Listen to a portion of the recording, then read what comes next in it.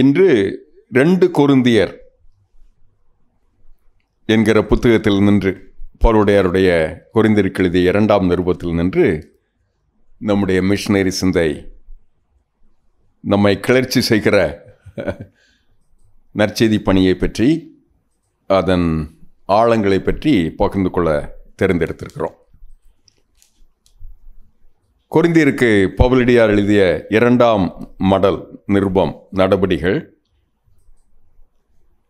அதன் 12வது அதிகாரத்தில் ஒரு பகுதி எங்களை அதிகம் ஊக்குவிக்கின்ற பகுதி வாசிக்கிறேன். 2 கொரிந்தியர் 12:15. ஆதலால் நான் உங்களில் எவ்வளவு அதிகமாய் அன்பு கூறுகிறேனோ அவ்வளவு குறைவாய் உங்களால் அன்பு கூறப்பட்டிருந்தாலும் மிகவும் சந்தோஷமாய் நான் உங்கள் ஆத்மாக்களுக்காக செலவு பண்ணப்படவும் விரும்புகிறேன். 2 முறை இந்த கொரிந்து சபைக்கு வந்து தம்முடைய ஊழியத்தை நிறைவேற்றி இப்போது 3வது முறையாக வருவதற்கு ஆயத்தமாகும்போது அவர்களை சாடுவதாக அன்பின் தாக்கத்தினால அவர்களை சாடுவதாக நான் பார்க்கிறோம். அதற்கு முந்தைய வசனத்தில் உங்களிடத்தில் 3ஆம் தரம் வர ஆயத்தமாயிருக்கிறேன், நான் உங்களை வருத்தப்படுத்துவதில்லை, உங்கள் உடையதை அல்ல உங்களையே தேடுகிறேன், பெற்றோருக்கு பிள்ளைகள் அல்ல பிள்ளைகளுக்கு பெற்றோர்களே பொக்கிஷங்களை சேர்த்து வைக்க வேண்டும். அதே போல ஒரு போதக பிதாவாக இந்த கொரிந்து சபைக்கு அவர் சொல்ல வேண்டிய மிக முக்கியமான ஒரு வாழ்க்கை நோக்கை தருகிறார். மிஷனரி பணிகளை, நற்செய்தி பணிகளை, பிறருக்கு பணியாற்றுகின்ற ஒரு முறை கூட இயேசுவை அறிந்திராத மக்களுக்காக வாழுகின்ற ஒரு லட்சிய பயணத்தில் அவர் வைத்திருக்கிற ஒரு நோக்கை பாருங்கள். நான் செலவு பண்ணப்படவும், ஆங்கிலத்தில் இது இன்னும் லகுவாக இருக்கிறது, to spend and to be spent. என்னை நான் இதற்காக ஊற்றி கொடுப்பது. ரோமாபுரி பின்னணியத்திலிருந்து இதை எழுதும்போது ஒப்பு கொடுத்தல் என்பது எப்போதுமே கிரேக்க பின்னணியத்தில் அந்த போர் வீரர்கள் தங்களுடைய தேவதைகளுக்கு மது கிண்ணத்தில் ஊற்றி, மதுவை கிண்ணத்தில் ஊற்றி அதை தாரை வார்த்து, அப்படி நான் என்னை இந்த இராணுவ ஒப்பு கொடுத்தலுக்காக தாரை வார்ப்பதாக சொல்வார்கள். அதை போல வாழ்வை தம்முடைய திரு திட்டத்திற்காக, கடவுளின் நோக்குக்காக தன்னை செலவு செய்யவும், பிறரால் நான் செலவு பண்ணப்படுவதற்கு பயன் ஆக்கவும் என்று ஒரு நோக்கை அவர் கொண்டிருப்பதாக வேதவசனம் கூறுகிறது. இந்த முழு கடிதமும் இப்படி பரவசமான மிஷனரி சிந்தையை மேற்கோள் காட்டி சொல்லுகின்ற மிக முக்கியமான புத்தகம் என்று நான் கருதுகிறேன். 5வது அதிகாரத்தில் பூமிக்குரிய கூடாரம், இந்த பூமிக்கு அப்பால் இருக்கிற கூடாரம், நாம் தரித்து கொள்வது, புகுந்து கொள்வது, இப்படிப்பட்ட காரியங்களெல்லாம் நடைமுறை வார்த்தையில், ஆலோசனையில் பகிர்ந்து கொண்டு மிக முக்கியமான ஒரு 14வது அதிகாரத்தில் ஒரு பாதத்தை பயன்படுத்துகிறார். 2 கொரிந்தியர் 5:14.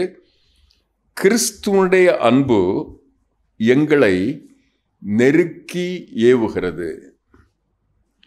வேறு எதுவும் என்னை இப்படிப்பட்ட ஒரு நோக்குக்காக, இப்படிப்பட்ட ஒரு வழிமுறைக்காக, இப்படிப்பட்ட ஒரு வாழ்க்கை நெறிக்காக நடத்த முடியாது.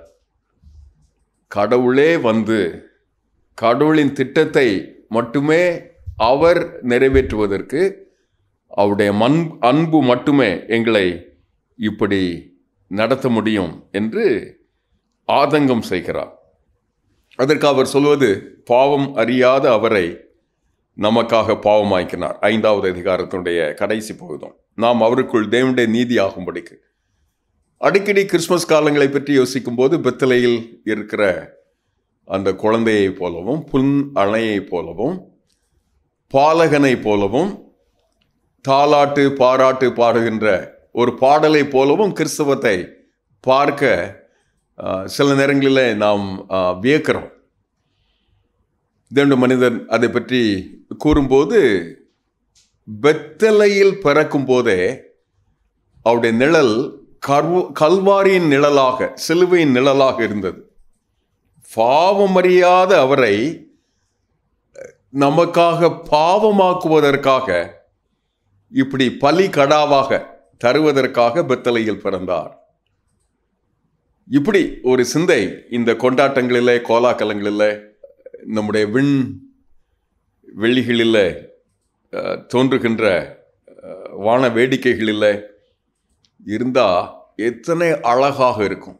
பாவமறியாத அவர் எனக்காக பாவமானார். ஆகையினால அந்த அன்பு எங்களை இந்த நற்செய்தி பணிக்காய், மிஷனரி பணிக்காய், அருள் பணிக்காய் நெருக்கி ஏவுகிறது. எங்களை உந்தி செல்ல அழைக்கிறது. எங்களை அந்த திருத்திட்டத்திற்கு எங்களுக்கு உந்துதல் தருகிறது என்று அவர் கூறுவதாக வேதவசனம் கூறுகிறது. அப்படி வாழ்வதனால செலவு பண்ணுவது என்பது நாட்களை, நேரத்தை, திறமையை, பிரயாசத்தை, நமக்கு இருக்கிற செல்வாக்கை, அருளை, ஆண்டவர் அருளி இருக்கிற அத்தனை கிருபைகளை இந்த நற்செய்தி பணியின் காரியமாய் செலவு செய்ய, என்னையும் நான் அதற்காக செலவு செய்யப்பட, செலவு பண்ணப்பட, நான் முழு நேரமாக ஊழியம் செய்வதற்கு கல்லூரியில் கற்றுக்கொண்டிருக்கிற மாணவனாக இருக்கும்போது இந்த ஊழியத்தில் இணைய வேண்டும் என்கிற அந்த தீர்மானத்துக்கு வளவிப்பதற்கு ஏராளமான நிகழ்வுகள் காரணமாக இருந்தது. ஒரு நிகழ்வு, அப்போது ஒரு பெரிய குறை, ஒரு 43,000 ரூபாய் தட்டுப்பாடு இருந்தது. சந்திக்க முடியாதபடி ஒரு தடுமாற்றம் இருந்தது. விசுவாச ஊழியம், கர்த்தர் அழைத்தார் என்று புறப்பட்டு வந்தோம், கீழ்ப்படிந்தோம். மளமளவென்று காரியங்கள் நடந்தது. 100, 10, 50, 100 என்று ஊழியர்கள் பெருகிவிட்டார்கள். மிக மிக கடினமான எல்லைகளுக்கு போகிறார்கள், விசுவாசத்திலே கீழ்ப்படுகிறார்கள். ஆனால் அவர்களுடைய அடிப்படை தேவையை சந்திப்பதற்கு என்று நினைத்தோம். அவர்களுக்கு அப்படி ஒரு வாக்கு கொடுக்கல, அவர்கள் வாக்கை எதிர்பார்க்கவில்லை. ஆனால் அவங்க புறப்பட்டு போனதுனால அவர்களுக்கு செய்ய வேண்டும் என்று ஒரு 3 நாள் உபவாசம் இருந்து ஜெபிக்கலாம் என்று திண்டுக்கலுக்கு அருகே இருக்கிற ஒரு தென்னந்தோப்பில் இந்த சீரிய இயக்கத்தின் தலைவர்கள் கூடி வந்தார்கள். கூடி வந்த அந்த மாவட்ட தலைவர்கள் என்கிற அந்த மிக முக்கியமான தலைவர்கள் கூடுகையில் காரியங்கள் எப்படி நிகழ்கிறது, எப்படி ஆண்டவர் நடத்துகிறார், பரிசுத்த ஆவியானவருடைய அங்கீகாரம் எப்படி இருக்கிறது, விளைவுகள் எப்படி இருக்கிறது, பெரும் திரளான அறுவடையெல்லாம் அப்போது இல்லாத காலம். பரபரப்பாக எழுப்புதலோடு சபை திரும்பி பார்க்குமாறு போல சில வாழ்க்கை நெறிகள் இருந்தது. அவைகளை தவிர்த்து வெளிப்படையே தெரியுமாறு போல விளைவுகள் இல்லாத காலம். ஆனால் பரபரப்பாக இருக்கும். பாடல், வானொலி, பத்திரிகை, ஊழியம், பேச்சாற்றல், ஜபம் முற்றிலும் வித்தியாசமாக இருக்கும். அப்போது ஒரு நல்ல நடைமுறை இருந்தது. அந்த நடைமுறை இப்போதும் அநேக ஆண்டுகளாக பின்பற்றப்படுகிறது. கூடுகையில் கடைசியாக ஒரு காணிக்கை எடுப்போம். நாம் உபவாசம் இருப்பதனால நாம் மிச்சம் செய்கிற இந்த மீதத்தையும் இந்த குறிப்பிட்ட இந்த 46,000 ரூபாய் தேவை என்கிற அந்த தேவையை மனதிலே கொண்டவாறு ஒரு காணிக்கை எடுப்போம். அந்த காணிக்கையின் விளைவாக முற்றும் முடிய இந்த தட்டுப்பாடு, குறை, மாதந்தோறும் வருகிற இந்த குறை இல்லாமல் போகுமாற் போல நாம் நம்முடைய காணிக்கையை கொடுப்போம் என்று தீர்மானம் செய்தோம். அனௌன்ஸ் செய்தார்கள். கையில் இருக்கிற காணிக்கையை கொண்டு வந்த காணிக்கையை போட்டார்கள். சில பேர் தன்னுடைய அணிகலன்களை போட்டார்கள், வாட்சை போட்டாங்க. இதெல்லாம் ரொம்ப சகஜமாக இருக்கும் எங்களுக்கு காணிக்கை நேரத்தில். ஒருவர் இந்த முழு தொகையில் இதுவரைக்கும் வந்த காணிக்கை, அணிகலன்கள், வாட்ச் போன்ற பிற காரியங்கள் எல்லாம் போக இன்னும் எவ்வளவு தேவை இருக்கிறோ அந்த தேவையை நான் சந்திக்கிறேன்னு ஒரு சின்ன சீட்டை எழுதி அதில் போட்டிருந்தார். இந்த கூட்டம் மிக மிக அழகான வெற்றியான கூட்டமாக நடந்தது என்று சொல்லுவோம். அதே பாரம்பரியம்தான் அத்தனை 10 ஆண்டுகளிலேயும் அத்தனை எல்லைகளிலேயும். மிஷன் என்றாலே, மிஷனரி பணி என்றாலே யார் தருவா, எவ்வளவு தருவாங்க, எப்போதும் தந்து கொண்டிருப்பாங்களா, எப்போதெல்லாம் நம்மை பார்த்து கொள்வார்கள் என்ற எண்ணங்கள் இருக்கிற காலங்களில் கடவுள் திருச்சபை திரும்பி பார்க்குமாறு போல ஒரு மக்கள் இயக்கத்தை உருவாக்கினார். அதில் அப்படிப்பட்ட ஒரு லட்சியம் கொண்டவர்களாக வாழ்ந்த ஆழ்ந்த ஒப்பு கொடுத்தல் உள்ள கடவுளுடைய பிள்ளைகள் வந்தார்கள். அவர்கள் செலவு பண்ணவும் செலவு பண்ணப்படவும் என்று தங்களுடைய இதயத்தில் தீர்மானம் செய்திருந்தார்கள். அப்படி செய்வதற்கு ஆண்டவர் அவர்களுக்கு தந்த பெருத்த கிருபை, கிறிஸ்துவுடைய அன்பு எங்களை நெருக்கி ஏவுகிறது என்கிற பண்பு, அந்த உணர்வு. அதை செய்து நிறைவேற்றுவதற்கு ஆண்டவர் அவர்களை பயன்படுத்திய விதங்களில் ஒன்று, இப்படி இருக்க ஒருவன் கிறிஸ்துவுக்குள் இருந்தால் புது சிருஷ்டியாயிருக்கிறான், பழையவைகள் ஒளிந்து போயின, எல்லாம் புதிதாயின. தேவனுடைய மனிதர் ஒருவர் இதை பற்றி கூறும்போது சொல்லுவார், ஒவ்வொரு நாளும் ஒவ்வொரு கணமும் ஒவ்வொரு பொழுதும் புதுமை புதுமையாக இருக்கும் இந்த புது வாழ்வு. பழையவைகள் பழையவனவைகளாக ஒளிந்து போகும். எப்போ ஒருவள் கிறிஸ்துவுக்குள் இருந்தால், இந்த கிறிஸ்துமஸ் கொண்டாட்டங்கள் கிறிஸ்துவுக்குள் இருப்பதாக, பழையவைகள் ஒளிவதாக, புதியவைகள் புதிய புதிய புத்தம் புதியவைகளாக வெளித்தருவதாக, புது சிருஷ்டியே காரணம் என்று ஒப்பு கொடுத்தலின் ஊழியத்தை செய்து நிறைவேற்றுவதற்காக கடவுள் நம்மை இந்த ஒப்பந்தத்துக்காக நம்மை அழைக்கிறார். அப்படி வரும்போது இருக்கிற மிகப்பெரிய ஒரு சோதனை, எல்லாவற்றால் சவால் என்ன, நாங்கள் மாம்சத்தில் நடக்கிறவர்களா, 10வது அதிகாரத்தில் 2 கொரிந்தியர் 10, மாம்சத்தின்படி போர் செய்கிறவர்கள் அல்ல, எங்கள் போர் ஆயுதங்கள் மாம்சத்துக்கு ஏற்றவைகளாயிராமல் அரண்களை நிர்மூலமாக்குகிறதற்கு தேவ பலம் உள்ளவைகளாயிருக்கிறது. அரண்களை அணுகுண்டுகள் இருக்குதே,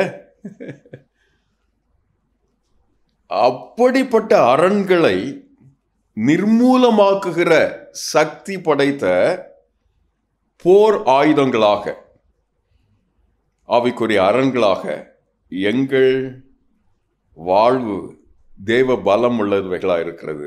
ஆகினால் அந்த ஆயுதங்களை கொண்டு இந்த உலகம் தருகின்ற தர்க்கங்களை, கடவுள் தருகிற அறிவுக்கு விரோதமான, அதற்கு எதிராக இருக்கிற உலகம், மாயை, மாம்சம், பிசாசு, இவைகளை போராடுகிறோம்.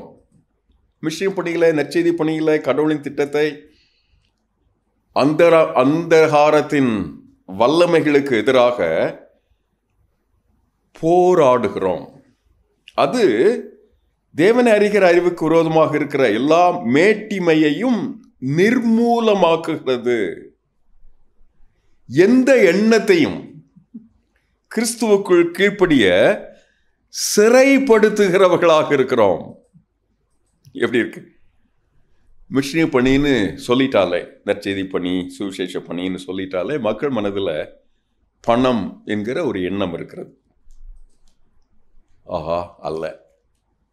அடிக்கடி நான் சொல்லுவேன், என்னுடைய சக ஊழியர்களோடு பகிர்ந்து கொள்ளும்போது, தலைவர்களோடு பகிர்ந்து கொள்ளும்போது, மனம், மிஷனரி பணி என்றால் மனம். லௌகீகம், உலகம், உல்லாசம், கண்கள் காணும் காட்சி, கொண்ட கோலம், இவைகளே அணிகலன்களாக வாழுகின்ற காலங்களில் கடவுள் நம்மை இவைகளுக்கு விரோதமாக எந்த எண்ணத்தையும் கிறிஸ்துவுக்குள் கீழ்ப்படிய சிறைப்படுத்துகிறவர்களாக இருப்பதற்காக ஆண்டவர் அழைக்கிறார். அப்படி கிறிஸ்துவுக்குள் சிறைப்படுத்துகிறவர்களாக, அது இல்லாமல் இருப்பதில்லை.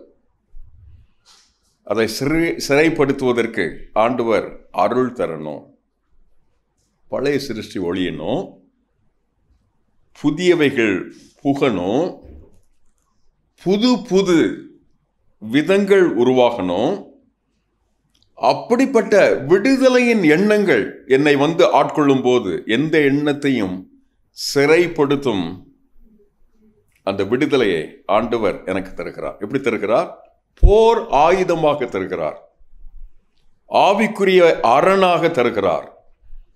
அது எதையும் நிர்மூலமாக்குகின்ற சக்தி படைத்ததாக, வல்லமை படைத்ததாக இருக்கிறது. அதற்கு விரோதமான எந்த தர்க்கத்தையும், ஆமா இப்படித்தான், இவங்க தான் என்று ஒரு அலட்சியம் செய்வார்கள் இல்லையா? அப்படி ஒரு மேலான அசட்டு எண்ணங்களை எல்லாம் நிர்மூலமாக்குகின்ற ஆழமான மனநிலையை ஆண்டவர் ஊழியத்திற்கு, ஊழியங்களுக்கு, சபைக்கு, சபையின் உத்தம பிரஜைகளுக்கு, விசுவாசிகளுக்கு நிறைவாக தரும்போது கடவுளின் திட்டத்தில் நாம் செலவு பண்ணுகிறவர்களாய், நம்மை சுவிசேஷத்திற்காக செலவு பண்ணப்படுகிறவர்களாய், ஆழமான ஒப்பு கொடுத்தலில் அனுதினமும் காப்பதற்கு கடவுள் நமக்கு அருள் தருவார். பழையவைகள் இந்த கிறிஸ்மஸில் ஒழியட்டும், பழைய பண்பாடுகள் ஒழியட்டும், பழைய விதங்கள் ஒழியட்டும், பழைய பாரம்பரியங்கள் ஒழியட்டும், புதியவைகள் புகட்டும், புது புது கிருபைகளை ஆண்டவர் தரட்டும். மிஷனரி பணி என்றால் பணம் அல்ல, மனம். மனம் இருந்தால் மார்க்கம். உலகம், மாயை, உல்லாசம், இவைகளை வைத்து மனநிலையை தகர்த்து எந்த எண்ணத்தையும் கிறிஸ்து இயேசுவுக்குள் சிறைப்படுத்துகிறவர்களாக இந்த கிறிஸ்மஸை கொண்டாடுவதற்கு ஆண்டவர் கிருபை தருவாராக. ஆமென். கடவுளுடைய கிருபைக்கு ஆண்டவரே நாங்கள் எங்களை ஒப்பு கொடுத்து நிற்கிறோம். உம்முடைய அருள் எங்களை இப்படி உம்முடைய திரு திட்டத்திற்காய், சுவிசேஷத்திற்காய் தாரை வார்ப்பதற்கு துணிவு தருவதாக இருக்கட்டும். அப்படி இந்த நாளை, இந்த பொழுதை, இப்படிப்பட்ட ஒரு கிருபையை எங்களுக்கு நிறைவாக தந்து ஆசீர்வதியும். இயேசுவின் நாமத்தில் தாழ்மையாய் ஜெபிக்கிறோம் நல்ல பிதாவே.